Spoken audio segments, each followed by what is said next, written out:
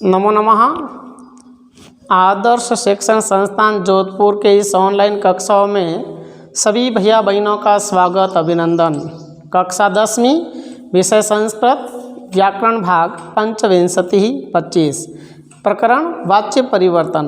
आज इस वाच्य परिवर्तन के अंतर्गत अपन भाववाच्य और कर्मवाच्य में क्रिया बनाने के नियम, हमने पहले वाले वीडियो में 6 नियम पढ़े हैं। आज इस वीडियो में 6 से आगे वाले नियमों के बारे में जानकारी करेंगे। तो देखिए 7वां नियम जो है वो इस प्रकार है। 7वां नियम है प्रच पूछना तथा ग्रह यानी ग्रहण करना आदि धातुओं के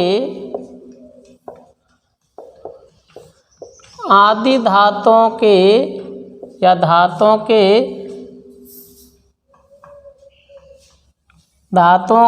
र को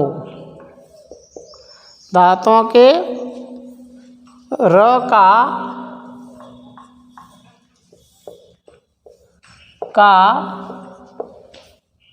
री हो जाता है। यानी प्रच और ग्रह आदि धातुओं के र का री हो जाता है। यथा देखिए किस प्रकार, जैसे इसमें ये प्रच में यह र है, ये लिखा र, और इसमें भी र, इसका री बन जाता है। यानी कैसे, तो ये बनेगा पृच्छ यते, आत्मनेपदी धातु रूप ही लिख रहा हूँ। ऐसे ग्रह का री बनेगा तो बनेगा ग्रह यते। यानी इसमें ह आधा है और यह पूरा है। ऐसे 8वां है जिस धातु में व तथा य हो। 8 है जिस धातु में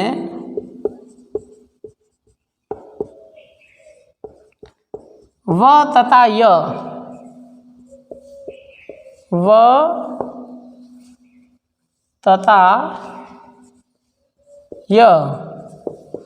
हो तो उनके स्थान पर कर्मशः उ ई हो तो उनके स्थान पर कर्मशः ई उ ई कर्मशः उ ई हो जाता है। यथा यानी जिन धातुओं में व और य दो शब्द हो, वर्ण हो तो उनके स्थान पर कर्मशः उ ई हो जाता है।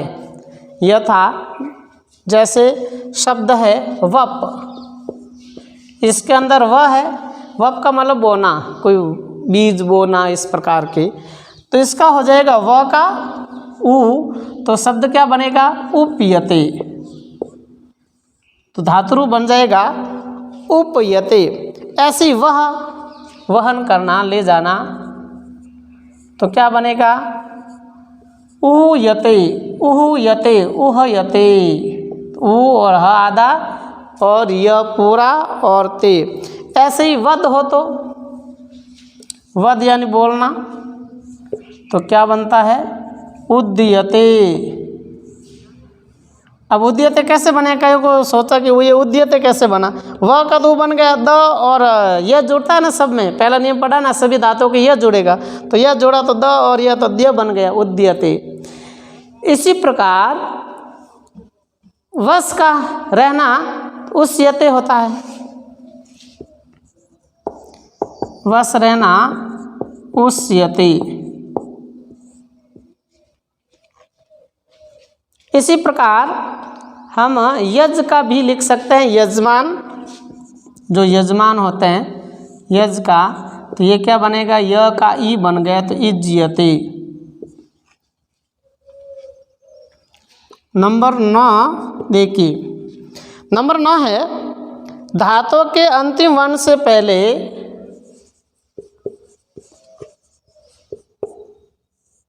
धातुओं के अंतिम वर्ण से पहले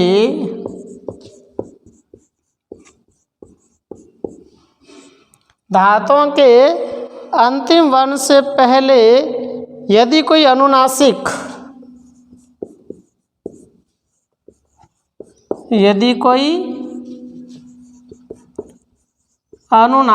अनुनासिक कर समझते ही होंगे, नाक और मुख से उच्चारित होने वाले अनुनासिक या किसी वर्ग का पंचम वर्ण हो तो, या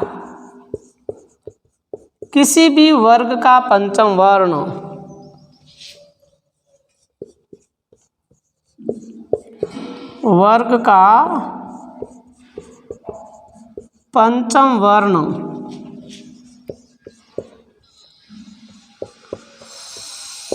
हो तो उसका लोप हो जाता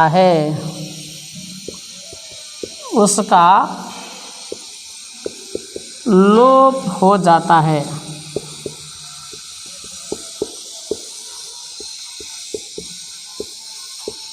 यथा।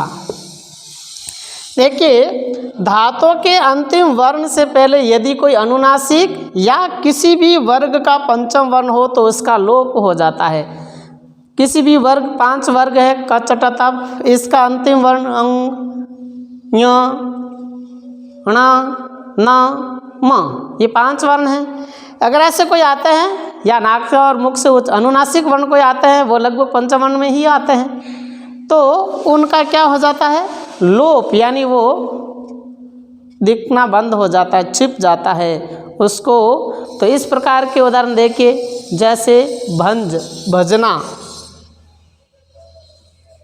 भंज यानी भजना, तो ये अंतिम जो पंचम वर्ण है इसका अंत हो जाएगा, यानी लोप हो जाएगा और भज्यते बनेगा।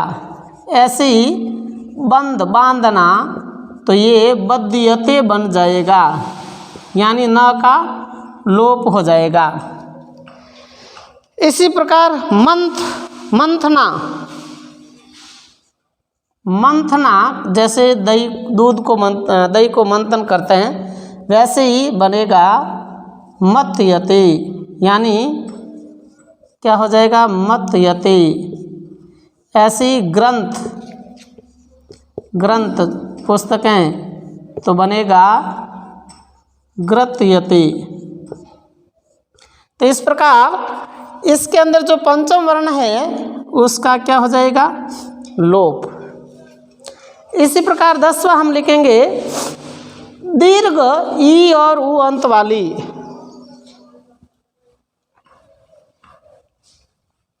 दस है दीर्घ ई तथा उ अंत वाली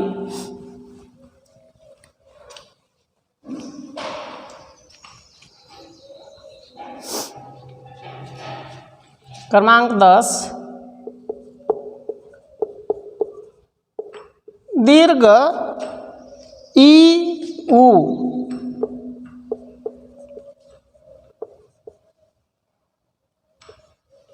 अंत वाली तथा दीर्घ ई उ अंत वाली तथा सामान्य हलंत धातुओं में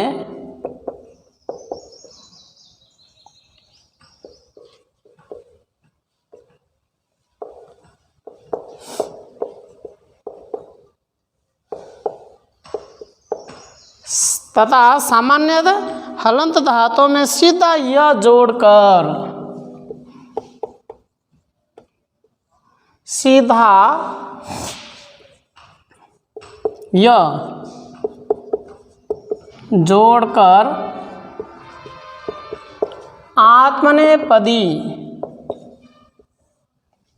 आत्मनेपदी रूप में चले जाते हैं।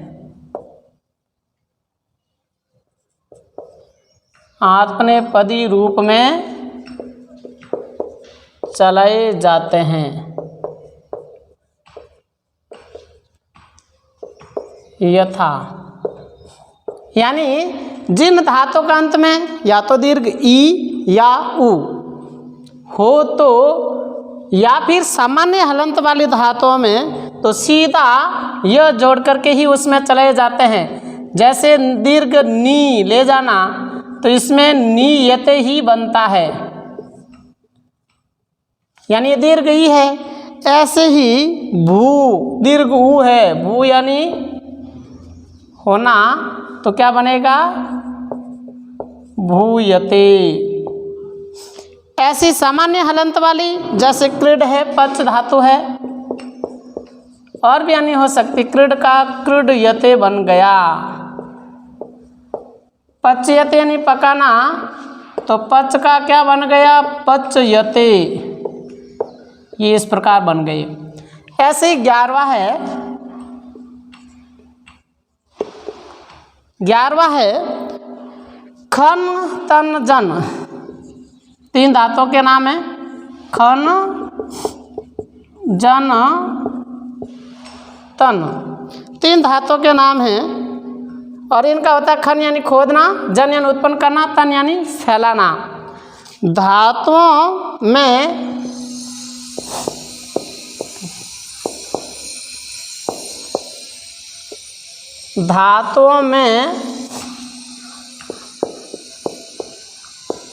अंतिम जो न है, न को विकल्प से आ हो जाता है, न को विकल्प से आ हो जाता है।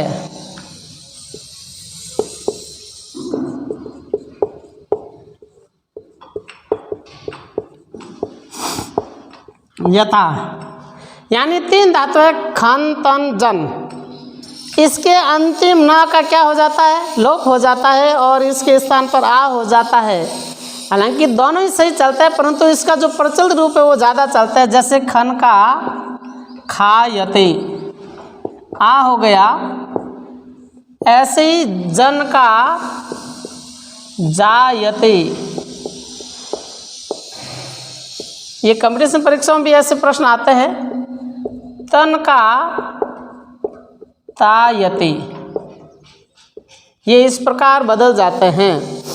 यदि हम खन्यते भी लिखते हैं तो गलत तो नहीं है, परंतु ज़्यादा प्रचलित रूप ये ज़्यादा चलते हैं।